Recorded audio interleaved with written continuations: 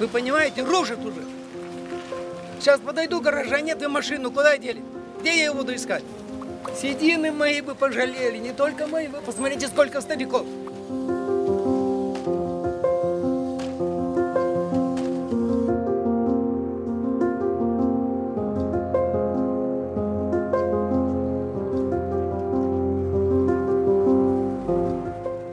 Ну что, ажиотаж, люди вон стоят, волнуются, переживают. Значит, там воевали с этими милиционерами вверху, где уже сносят гаражи. Активистов арестовывают, забирают в машину, возят. Эй, Бека!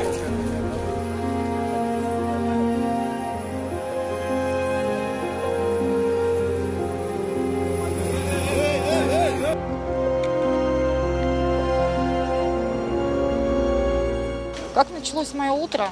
Мое утро началось с того, что я приехала с дачи, где мой муж после вот этой всей ситуации лежит в прединфарктном состоянии. И поэтому вот все то, что сегодня здесь произошло, приходится разгребать мне.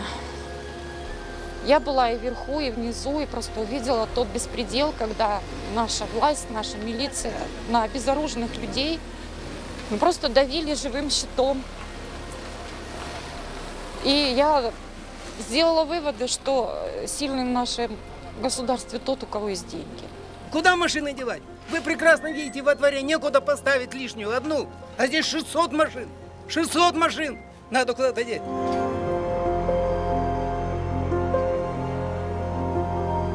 Действие производится на основании неправомочного решения суда, которое было принято 5 лет назад. Мы о наличии этого решения узнали только неделю назад. То есть нас, как собственников, никто не поставил в известность, нас никто не предупредил.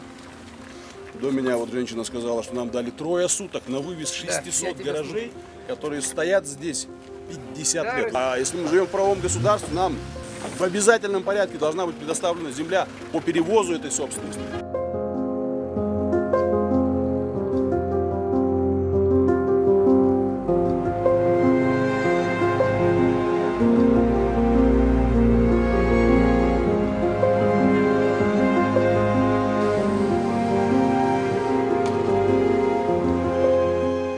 Вчера аким нашего района заявил, что здесь будут строить дома многоэтажные. Я не понимаю вообще, как это все происходит.